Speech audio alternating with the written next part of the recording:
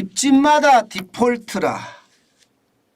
결국 대출을 못 갚는 사람이 많아진다. 채무 불이행을 디폴트라고 이야기하잖아요. 그런데 이 디폴트가 굉장히 심해지고 있습니다. 제가 아주 작은 단서만 나오면 저는 따라가는데요. 여러분 일단 이거부터 먼저 한번 보시죠. 2년새입니다. 국내 은행의 신규 부실 채권 증가율입니다. 무려 53.8%나 늘어났습니다. 2년 사이에 신규 새롭게 디폴트가 나는 그 채권의 증가율이 53.8%라는 것은요. 우리 경제가 나빠지고 있다는 이야기입니다. 진짜 심각합니다. 추세선으로 한번 보실래요? 바로 이게 추세선인데요. 2021년에 여러분 신규 부실 채권은요 2조 6천억 원이었습니다. 그런데 2023년 2분기에는요 4조예요. 4조. 엄청나게 늘어나죠. 진짜 엄청나게 늘어납니다. 문제는 이 그래프에서 나타낼 수 있는 것이 말입니다. 2021년 2분기를 기준으로 했다는 거잖아요. 그러면 이게 좀 더 돌아가서 말입니다. 2020년 2분기로 하면 어떻게 될까요? 그 지표가 정확하게 나와 있지는 않지만 아마도 2021년 2분기보다가 더 나빠졌을 거다. 거기는 코로나19의 위기가 있었으니까. 만약에 그렇다고 하면요. 지금 2023년의 2분기는 4조라는 숫자가 어쩌면요. 충격적인 숫자가 되고요. 그만큼 말입니다. 대출 더는 못 갚아요 하는 분들이 굉장히 많이 늘어났다는 사실이에요. 문제는요. 골고루 늘어납니다. 경제 주체들이 골고루 늘어난다니까요. 지금 보시는 것처럼 말입니다. 대기업은 뭐 4천억 정도 되니까 그렇게 많지 않다고 이야기합니다. 그러나 중소기업 보세요. 중소기업은 2조 4천억 원입니다. 사실 이 중소기업 안에는요. 자영업자들도 있거든요. 자영업자들도. 그런데 이게 2조 4천억까지 계속 불어나니까 시장에서는요. 저거 뭐지? 신규 부실 채권이 저렇게 늘어난다는 거야? 그러면 앞으로 신규 부실 채권은 더 많이 늘어나겠네?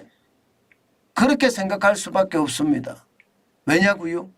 지금 경제가 그렇게 썩 좋지 않잖아요.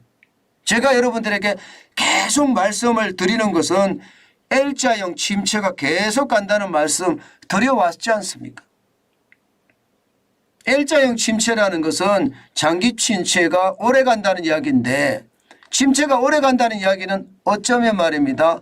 벌이가 시원치 않다는 뜻이고 벌이가 시원치 않으면 대출액을 갚을 수 없다는 이야기가 되는 겁니다. 그런데 중소기업이 2조 4천억까지 늘어났으니 어쩌면 이게 우리 경제의 충격이라고 이야기하지 않을 수 없죠.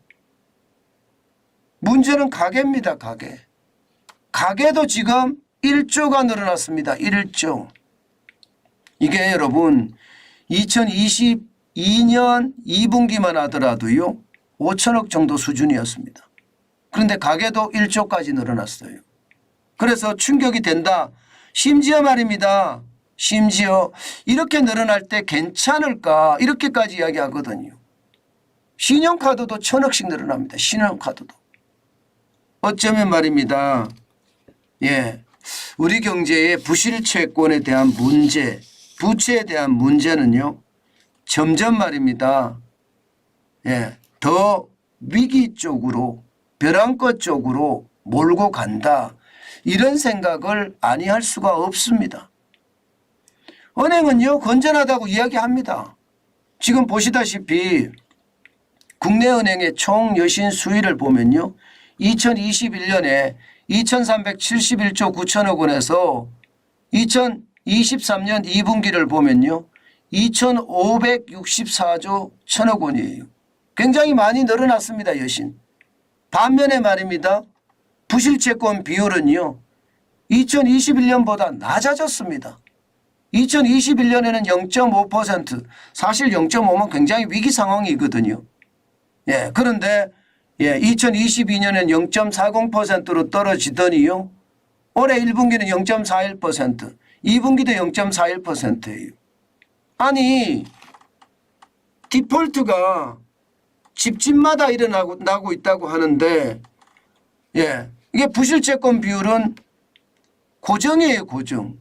도대체 무슨 일이 있는 건가요? 제가 잘못 여러분들에게 전달하는 건가요? 아닙니다. 제가 잘못 전달하는 것이 아니고요. 부실채권을 정리를 많이 한다는 뜻이에요. 다시 말해서 부실채권이 생기잖아요. 그러면 부실채권 전문회사 MPL이라고 합니다. 고정이하 여신 비율. MPL이라는 부실채권 전문회사로 다 떠넘기는 겁니다. 다 떠넘겨요. 그리고 은행들은요. 부실채권 비율을 낮추고요. 대신에 대출 비율을 높입니다. 대출 금리를 높입니다. 대출 금리를. 그래서 떨어낸 것을 결국 국민에게 전가하는 거죠. 국민에게. 사용자에게 전가하는 거죠. 실제로 한번 보실래요? 보시다시피 말입니다. 부실채권 정리 실적이 결코 적지 않습니다. 2021년 2분기면 코로나19의 어떤 위기에 뒤끝에 정리하는 거거든요. 4조 2천억 원이었습니다. 그러다가 작년에는요. 2022년에는 2조 9천억으로 많이 줄어들었습니다. 그러다가 1월에는 2조 7천억까지 줄어들었지만 1분기에는 그 정도 줄어들었지만 2분기에는 여러분 보시다시피 3조 9천억으로 늘어났습니다. 부실채권을 정리를 해버리니까 이게 쉽게 말하면 연체율은 떨어지는 거죠. 부실채권 비율은 떨어지는 거고 부실채권이 떨어지니까 안심하라 이렇게 이야기하지만 사실은 집집마다 부실채권의 어떤 상황은 더 나빠지고 있는 것이 현실이다. 그럼 어쩌겠으면 제가 대출 더는 못 갚아요 하면서 제가 이야기할까요? 게다가 신규 부실채권이 이렇게까지 늘어난다는 것은요. 결국 앞으로도 더 어려움이 가중이 될 수 있다는 뜻입니다. 아직까지 부채 폭발의 위험은 요소요소에 지금 요소요소에 지금 뭐라고 해야 되나요? 깔려 있고요. 그나마 말입니다. 그나마 그 위험을 조금 줄인다는 게 뭐 관치금융이라고 이야기했지만 대손 충당금 적립률이 좀 많아졌다는 것. 이것은 어쩌면 약간의 안심은 되는 부분이에요. 2021년까지만 하더라도 165조 9천억 원이었는데 165.9%였는데 2022년에는요 227.3% 그리고 올해 1분기에는 229.9% 대손 충당금 적립률이 많아졌다는 거. 이것은 그만큼 말입니다. 위기가 높으니까 많이 쌓았다는 뜻이에요. 사실 정부도 말입니다. 은행 위기가 올 수도 있다. 그런 예견을 했다는 뜻이에요. 그래서 대손 충당금을 많이 쌓아간 겁니다. 어쩌면 앞으로도 대손 충당금을 더 쌓을 거라고 저는 보이는데 문제는 가계대출이나 기업대출이나 이 경제 주체들의 대출이 한꺼번에 폭발할까 봐 두렵죠. 한꺼번에 폭발하면 대손 충당금을 이렇게 많이 쌓아도 의미가 없거든요. 솔직히. 뭐 가계부채만 하더라도 뭐 단순하게 보더라도 2200조가 넘잖아요. 게다가 기업부채는 2500조가 넘습니다. 그것을 감안을 해보면 한꺼번에 터질 리는 없겠지만 혹시라도 말입니다. 한꺼번에 터질 확률은 있어요. 9월 위기설이라는 게 그런 거거든요. 대출 만기 연장이라는 것은 결국은 가계대출에 어떤 방점이 있는 거고요. 그게 76조 5천억 원이라고 이야기했죠. 여기다가 부동산 PF 대출은 기업 대출에 방점이 있는 거거든요. 그건 131조 6천억 원입니다. 이게 한꺼번에 부딪혀서 9월에 펑 터진다는 게 9월 위기설인데 그럴 일은 없을 거라고도 저는 생각을 하지만 어쨌든 말입니다. 상황이 그렇게 녹록하지는 않아요. 예, 회색 코뿔소들이 득실득실하고요. 쉽게 말하면 큰 위기들 말입니다. 큰 위기들이 득실득실합니다. 중국의 위기, 유럽의 위기, 미국의 침체의 어떤 조짐 이런 큰 위기들 말입니다.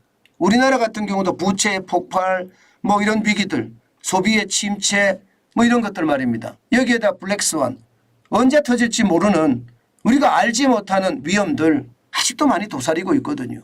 그 위기들이 어떻게 우리 경제에 강타하느냐에 따라서 굉장히 달라질 텐데요. 어쨌든 안심할 상황은 아니다. 9월 위기가 아니라 10월, 11월, 12월 아마 계속 위기라는 것은 상존할 거다. 특히 말입니다. 이게 대통령 선거 죄송합니다. 국회의원 선거를 앞두고 있잖아요. 국회의원 선거를 앞두고 있기 때문에 저는 더 말입니다. 더 이런 괴담이나 위기는 저는 더 커질 거라고 보거든요.